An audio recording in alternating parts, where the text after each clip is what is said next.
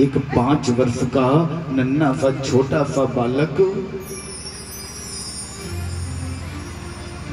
गुरु के दिए हुए मंत्र पर विश्वास है, अपनी माता से पूछकर आया है। मैया ने कहा है उस परम पिता परमात्मा की गोद को प्राप्त कर अपने ऊपर अटल विश्वास है। आज जिस समय विश्वास के साथ 5 वर्ष का छोटा सा नन्हा सा बालक तपस्या करने के लिए पहुंचा। पहले महीने में जब घर से आया, जिस दिन से मंत्र लेकर तपस्या प्रारंभ की, पहले महीने में नियम क्या है? तेरा त्रांते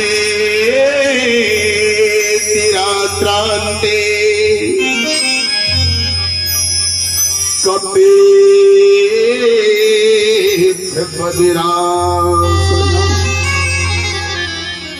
बोले महाराज, पहले महीने में जब इसने तपस्या प्रारंभ की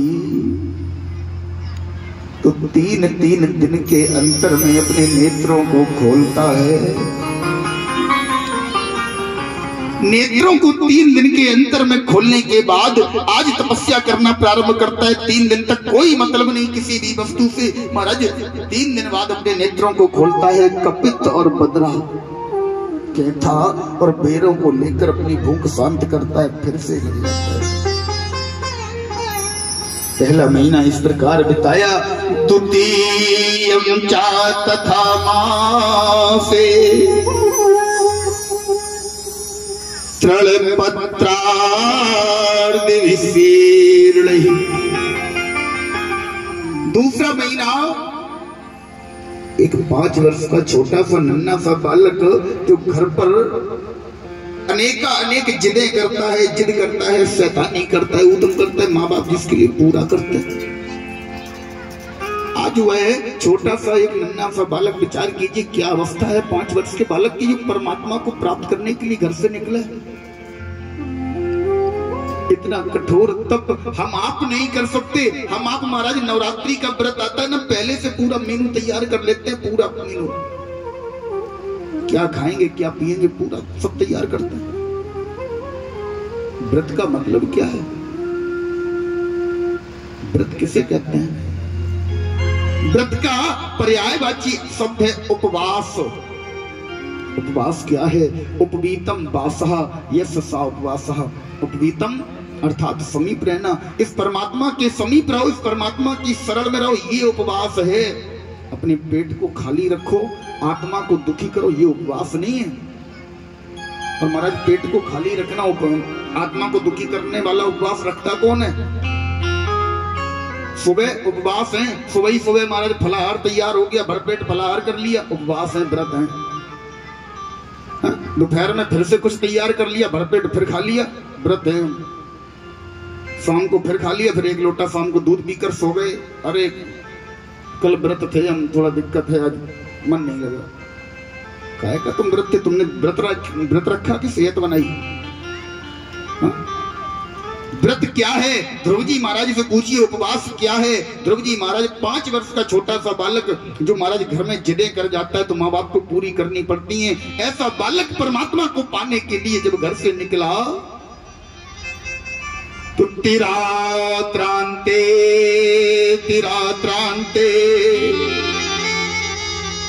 कपे बदरासन।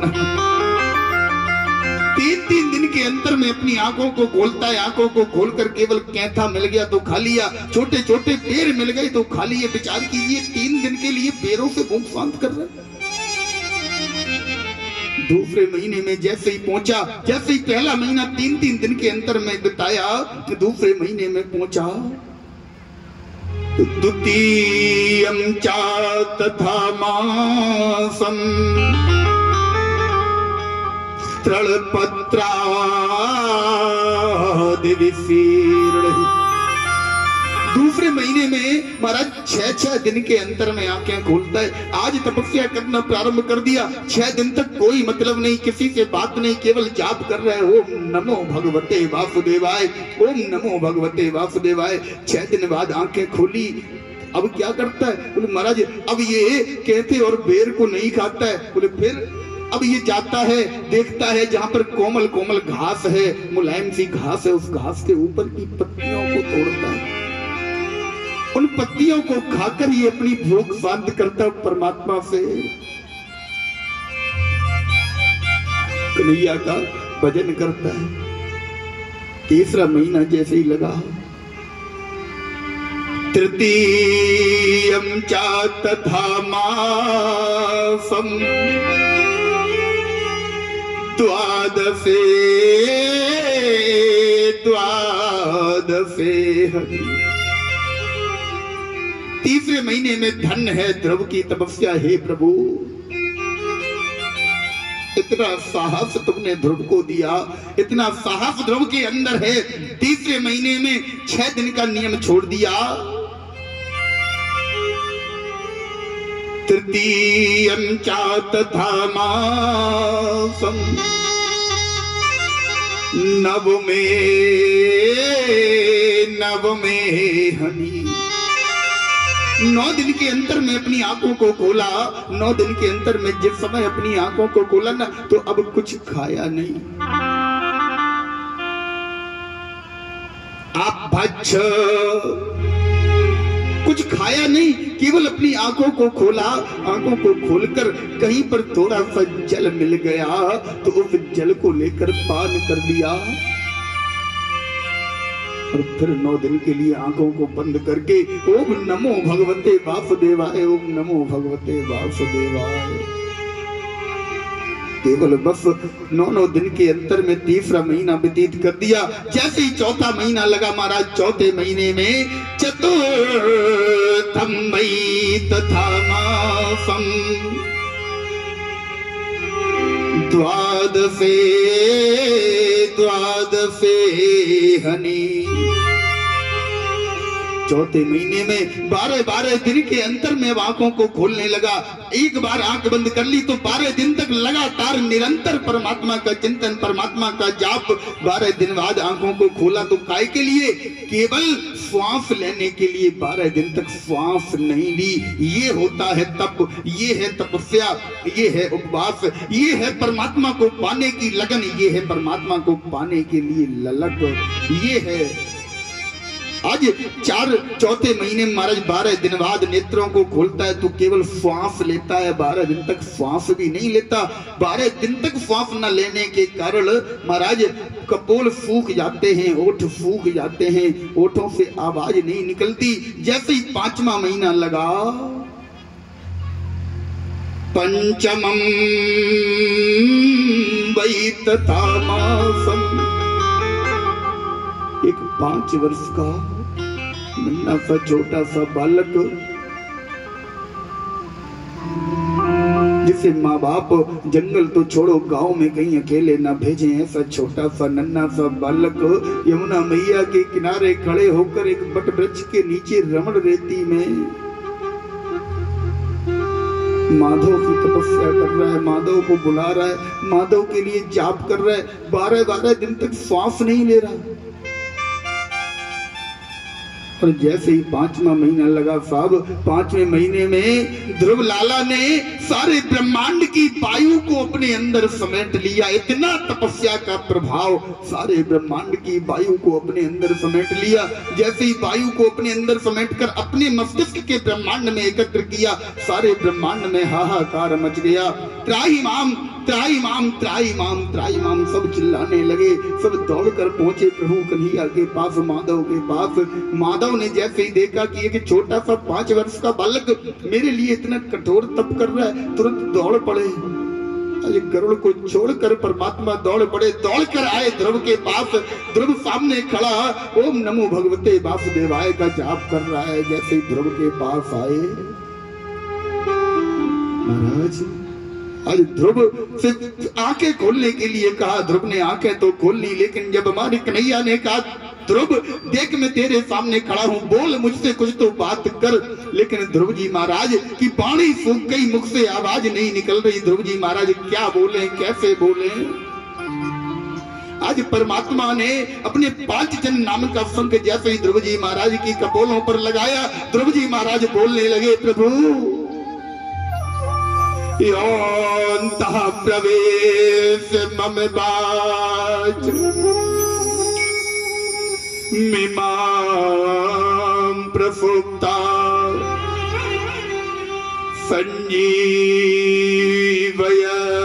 किल शक्ति धरा स्वधाम अन्यास्य हस्त चरण श्रवण तुगादि प्राणान्नमो भगवते पुरुखाय तुभ्यम्।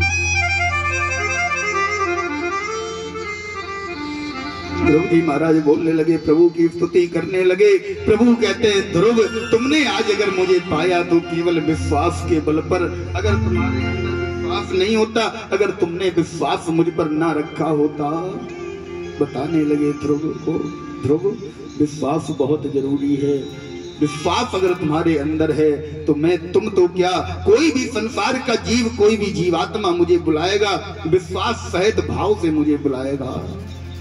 ध्रुव विश्वास बहुत जरूरी है।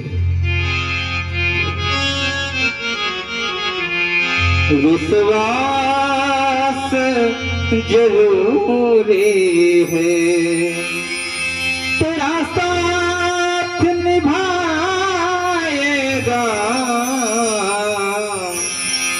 तेरा साथ निभाएगा। विश्वास जरूरी है, विश्वास जरूरी है, विश्वास जरूरी है। तेरा साथ निभाएगा, तेरा साथ निभाएगा। विश्वास जरूरी है, विश्वास जरूरी है। तेरी बिगड़ी बनाएगा, तेरी बिगड़ी बनाएगा। विश्वास जरूरी है, विश्वास जरूरी है। तो सच्चे मन से इसका हो जाएगा, जिसने देखी तो सच्चे मन से इसका हो जाएगा। उस दिन से तो हर पल इसको अपने संग पाएगा, उस दिन से तो हर पल इसको अपने संग पाएगा।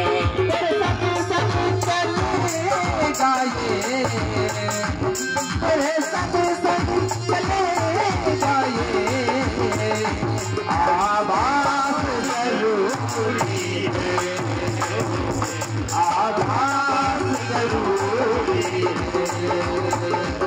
तेरा साथ निभाएगा, तेरा साथ निभाएगा। विश्वास जरूरी है, विश्वास जरूरी है, विश्वास जरूरी है, विश्वास जरूरी है। वृंदावन बिहारी लाल की जय।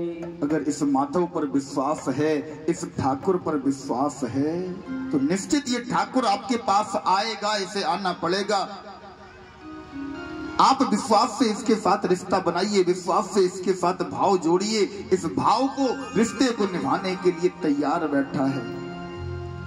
ये केवल तुम्हारे भाव को देखता है। एक बार एक बहुत सज्जन व्यक्ति, जिसे किसी दुनियादारी से मतलब नहीं, केवल पेट का बेचारा कच्चा था, भोजन ना मिले तो समझो पागल हो जाए, बिल्कुल सत्य घटना है। महाराज एक महात्मा जी के पास गया, महात्मा जी को देखा, मोटे ताजे महात्मा जी, बोले हमें लगता है इन्हें खाने को बहुत मिलता है। पास में गया, बोले प्रभु अपनी शरण में ले लो, अपना चेला बना लो। महात्मा जी ने कहा ठीक है बना लेंगे, लेकिन शर्त एक है कि हमें 3 समय भोजन चाहिए खाने के लिए, तब तो हम चेला बनेंगे। तो ठीक है महाराज आ जाओ, हमारे ब्रज में आश्रमों में कोई खाने पीने की कमी थोड़ी ना, आ जाओ बनो चेला। तुरंत चेला बना लिया। अब वो रहने लगा वहीं आश्रम में, सुबह खाए, दोपहर खाए, शाम को खाए, और अगर नंबर लगे तो 4 बार खाए, केवल खाने के लिए चेला बना। एक दिन आश्रम में आई एकादशी। अब एकादशी को हमारे आश्रमों में भोजन बनता नहीं है, भोग भी लगेगा तो मावे का लगेगा, भोजन ही नहीं बनता, अन्न बनेगा ही नहीं। अन्न ना खाना एकादशी का 11 का अनिवार्य नियम है, अन्न नहीं खाया जाएगा। जब एकादशी आई तो महाराज ये जो चेला था, इसने सुबह, इसका नियम था जैसे ही उठता था सबसे पहले रसोई घर की तरफ देखे, बोले कुछ बन रहा है कि नहीं। आज जैसे ही ये उठा, अपना काम करके निपटा के आया, रसोई घर की तरफ देखे तो महाराज चूल्हा ठंडा पड़ा। दौड़ कर गया महाराज जी के पास, बोले महाराज आज चूल्हा नहीं जला, कुछ बनेगा नहीं। बोले नहीं आज कुछ नहीं बनेगा। बोले क्यों? बोले आज एकादशी है। एकादशी तो खाने को नहीं मिलेगा। बोले ना आज खाने को भी नहीं मिलेगा। खाने को नहीं मिलेगा महाराज, एकादशी है। बोले हाँ आज एकादशी है, आज ना तो कुछ बनेगा ना खाने को मिलेगा, तुम्हें आज व्रत रहना पड़ेगा। बोले महाराज तुम्हारी एकादशी के चक्कर में हमारी द्वादशी नहीं होगी। अगर आज हम एकादशी व्रत रह लिए तो हम द्वादशी देख ही नहीं पाएंगे, मर जाएंगे। महात्मा जी बोले बड़ा सरल आदमी है, एक काम करो, धीरे धीरे आदत पड़ जाएगी। अन्य शिष्यों को बुलाया, बोले ऐसे कुछ थोड़ा राशन दे दो और इससे कहो कि दूर निकलकर जमुना जी के किनारे बैठकर भोजन बना ले और वहीं पाल ले, आश्रम में नहीं बनेगा। बोला ठीक है।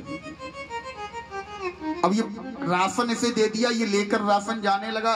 महात्मा जी ने कहा इधर आओ, एक बात सुनते जाओ। बोले क्या? बोले जब तुम भोजन बनाकर तैयार कर लो तो राम जी को बुला लेना, राम जी को आवाज लगा देना, राम जी को बुलाकर भोग लगा देना, भोग लगाकर ही भोजन खाना। उसने कहा ठीक है। गया जमुना जी के किनारे सुंदर स्थान पर इसने भोजन बनाया, भोजन बनाकर बैठा ही था, पाने वाला था, तुरंत याद आ गई। बोले गुरुजी ने कहा था राम जी को भोग लगा देना। तुरंत इसने आवाज लगाई कि राजा राम आइए, मेरे राम आइए, मेरे भोजन का भोग लगाइए। राजा राम आइए, राजा राम आइए, मेरे भोजन का भोग लगाइए। राजा राम आइए, सीता राम आइए, मेरे भोजन का भोग लगाइए। आवाज लगाई, भगवान नहीं आए। इसने विचार किया भगवान आ क्यों नहीं रहे। अच्छा समझ गए क्यों नहीं आ रहे। बोले रोज मंदिर में मेवा, मिष्ठान, पूड़ी, सब्जी, रसमलाई, छेना ये सब पाते हैं, आज हम बनाए बैठे हैं सूखी दाल और रोटी। कहने लगा प्रभु कि मंदिर के चक्कर में रहकर तजोगे रूखे सूखे। प्रभु मंदिर के चक्कर में मत रहना, मंदिर में तुमने रोज भले ही मेवा मिष्ठान पाए हो, अगर आज तुम मंदिर के चक्कर में रहे कि मंदिर में मेवा मिष्ठान मिलेगा तो ध्यान रखना प्रभु, मंदिर के चक्कर में रहकर तजोगे रूखे सूखे। मंदिर के चक्कर तजोगे, मंदिर में है आज एकादशी, रहोगे तुम भी भूखे। राजा राम आइए, सीता राम आइए, मेरे भोजन का भोग लगाइए। राजा राम